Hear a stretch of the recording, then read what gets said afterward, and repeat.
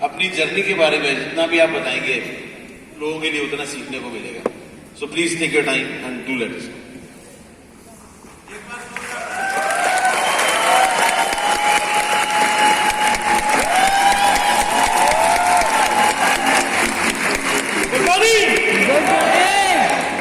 आधा ध्यान तो मेरा घड़ी पे जाएगा, मैं आपसे क्या बात करूँ। तो थैंक यू। मेरा नाम सुरेश श्रीवास्तव है और जनरली मैं भी आपके जैसे ही मालवा का सुजालपुर से रहने वाला हूँ। बजा लो ताली एक बार। बड़ी सोच बचपन से थी। बड़ी सोच के लिए जब आप कोई बड़ा काम करना चाहते हैं तो आपको क्षेत्र भी बड़ा चाहिए होता है। मैं सुजालपुर से निकल के भोपाल गया और भोपाल में जब BHEL भारत हेवी इलेक्ट्रिकल्स, वहाँ पे मैंने देखा कि मेरे जो ड्रीम थे वो पूरे हो सकते हैं। वहाँ पे मैंने वहाँ पे रातों दिन मेहनत करी। मैंने शुरुआत की थी वहाँ पे एक साइकिल से और रहने के लिए मेरे पास कोई जगह नहीं थी। एक छोटा सा स्कूल था और स्कूल वालों को एक चौकीदार की जरूरत थी और वहाँ से मेरा एक कमरा मुझे मिला था। काफी प्रॉब्लम थी, बहुत सारे स्ट्रगल करे, लेकिन मेरे टारगेट बड़े थे, मेरा लक्ष्य बड़ा था, मेरी जीने का कुछ सोच के जीना था, कुछ बड़ा करना था। तो जो प्रॉब्लम्स, जब आपका लक्ष्य बड़ा है, आपका टारगेट बड़ा है, तो जो प्रॉब्लम्स होती है इनकी तरफ ध्यान जाता ही नहीं है। तो मुझे कभी एहसास ही नहीं हुआ कि मैं इतना स्ट्रगल करा हूँ। बस मेरा तो सीधा एक ही टारगेट था कि मैं आया हूँ सुरेश श्रीवास्तव, कुछ करके जाऊँगा लाइफ में। तो दोस्तों ऐसे ही मेरी सोच बड़ी इसलिए हुई कि ऐसे एक बहुत बड़ा सुजालपुर के अंदर एक ऑडिटोरियम था JNS कॉलेज का, वहाँ पे उनका फंक्शन हो रहा था, अवार्ड सेरेमनी जैसा आज आप लोग के लिए हो रही है। तो जब मैं छोटा था 8th क्लास में था और कॉलेज के लोगों से मेरी दोस्ती थी, खासतौर पर लड़कियों से दोस्ती थी। बास्केटबॉल में वो लोग खेलते थे तो मैं भी साथ में खेलता था। तो उन्होंने बोला कि सुरेश तू भी शाम को आया ना और खेलेंगे, हमारा अवार्ड सेरेमनी है। तो मैं गया ऐसे दरवाजे से खड़ा होकर, पीछे भीड़ के अंदर एकदम खड़ा हुआ था पीछे।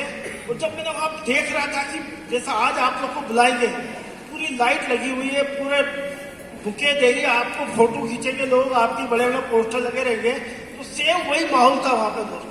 और जब मैं वहां पीछे खड़ा था, उनके लोगों को जो उनको स्टेज पे बुला रहे थे, उनका बार बार नाम अनाउंस हो रहा था माइक पे, जैसे हमारी मैडम और हमारे सूरज जी बड़ा तेजी के साथ, जोश के साथ आप लोग को बुलाएंगे, तो सेम ऐसे ही माहौल था।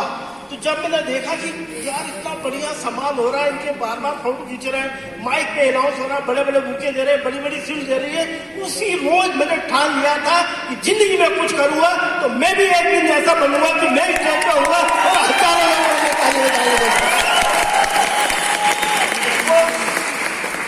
वो सोच लेकिन भोपाल आया, वहां पे मैंने काफी मेहनत करी।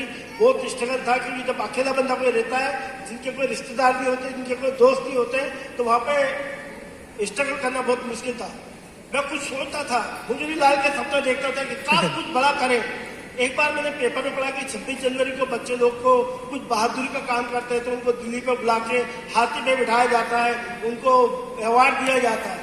तब मेरे दिमाग में आया कि यार मुझे कुछ ऐसा तीर मार दूं, कोई चमत्कार कर दूं, कोई चोर वोर पकड़ लूं, कोई कहीं जंगल अंगल में कहीं मरा हुआ शेर है मिल जाए तो भाई फोटो वोटो खिंचवा लूं। ऐसा कुछ तो भी सोचता था कि कुछ बहादुर का काम कर लूं। तो वो मुझे नहीं लाल के सपने थे, वो तो नहीं हुआ, लेकिन सोच थी। जब आप कोई चीज बार बार सोचते हैं ना तो ईश्वर पे आपको मदद करना चालू कर देता है। मैं सोचता था, मुझे फिर मौका मिला भारत स्काउट गाइड के थ्रू, उन्होंने बताया कि आप ऐसा ऐसा कुछ करेंगे तो आपको राष्ट्रपति अवार्ड मिल जाएगा। आप तो बताओ करना क्या है। मैंने रातों दिन पैदल चला, साइकिल चलाई, मोटरसाइकिल से ऑल ओवर इंडिया टूर करा, तैरना नहीं आता था, तब भी नर्मदा नदी में लकड़ी की नाव लेके चले गए गुजरात तक, खंबात की खाड़ी तक, बहुत मुसीबत उठाई, लेकिन कुछ करा। और उसी सब के चलते 1982 में मुझे भारत का राष्ट्रपति अवार्ड मिला नीलम संजीव रेड्डी से।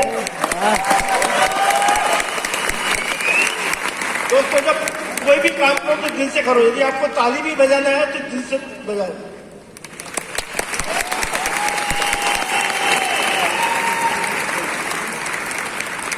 थोड़ा सा मेरा एक ही मानना है, या तो कोई चीज को टच मत करो, हाथ मत लगाओ, देखो भी मत। और जिसको एक बार देख लिया ना तो उसके दिल में उतर जाओ। यदि आपने वेस्टेज करने का ठान लिया है ना तो उसको दिल से करो, तभी सफलता मिलेगी। यदि ताली बजाना है तो दिल से बजाओ, नहीं तो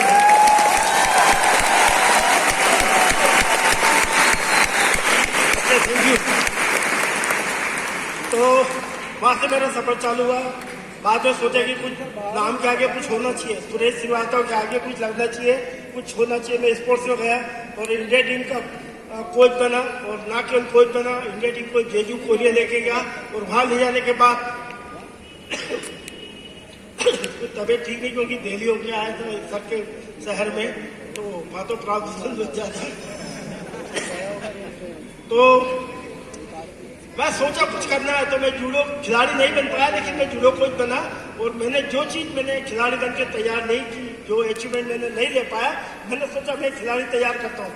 और मैंने कोचिंग चालू करी और मैंने खिलाड़ियों को तैयार किया और उनको राष्ट्रीय स्तर पर नेशनल और इंटरनेशनल लेवल पर मेडल जीते उन्होंने। और उसी के चलते मध्य प्रदेश शासन ने मुझे विश्वामित्र अवार्ड मिला। और उसके बाद इंडिया टीम का कोच बना, और ना केवल कोच बना, इंडिया टीम को लेके बाहर गया और वहाँ पे भी उनको जिता के रख के आया। और उस दिन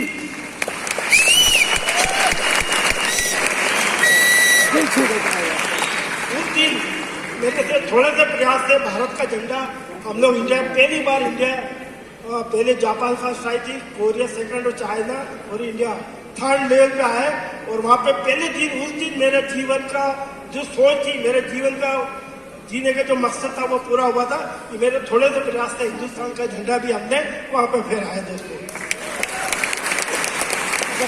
कुछ अच्छा हुआ, लेकिन क्या है कि बाहर कितने भी कुछ भी अचीवमेंट प्राप्त कर लो, लेकिन जो साधु संत लोग हैं उनको पता है कि जब घर पे आते हैं तो सब कुछ बराबर हो जाता है। यस या नो?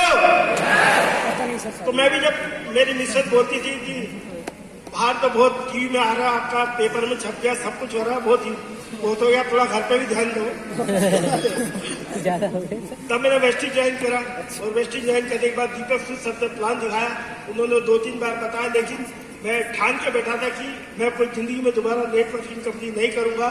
लेकिन दीपक सर तो दीपक सर ही थे। मैंने फॉर्म भरा और मेरी ज्वाइनिंग करने के बाद 2004-2005 जब कंपनी लॉन्च हुई थी तभी मैंने ज्वाइन हुआ था।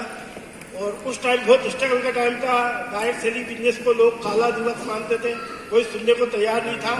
लेकिन मैं डटा रहा और मुझे दोस्तों ये हीरे तलाशने का बिजनेस है, आपको प्रयास करते रहना, कब को ना आपकी जिंदगी में जाएगा और आपकी नई परिवर्तन हो जाएगी। मैं अच्छा ट्रेनर नहीं था, मैं अच्छा मोटिवेटर नहीं था, मैं स्पोर्ट्स बैकग्राउंड था, लेकिन मैं डटा रहा। एक फोकस था केवल वेस्टेज।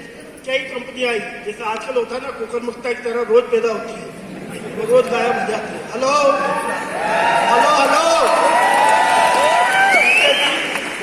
जितने भी हेलो वाले थे ना, वो सब हो गए, वापस जी हजूरी करके वेस्टेज में आए।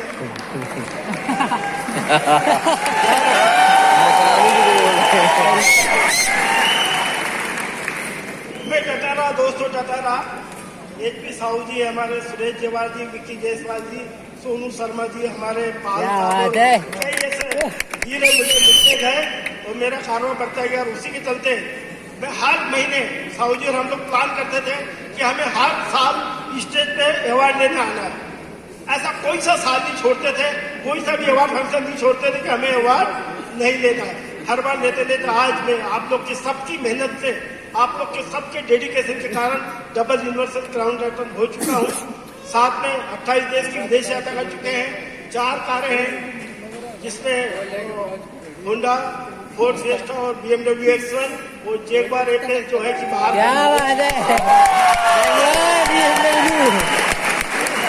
एचएल में जॉब करता था, जहाज में मैंने 35 साल लगाया वहाँ पे। और टोटल वहाँ पे जो मेरी इनकम हुई थी 43 लाख रुपए। हेलो, टोटल 43 लाख रुपए फुल टाइम करके। यहाँ पे वेस्टेज में मैंने पार्ट टाइम में करीबन 12 करोड़ रुपए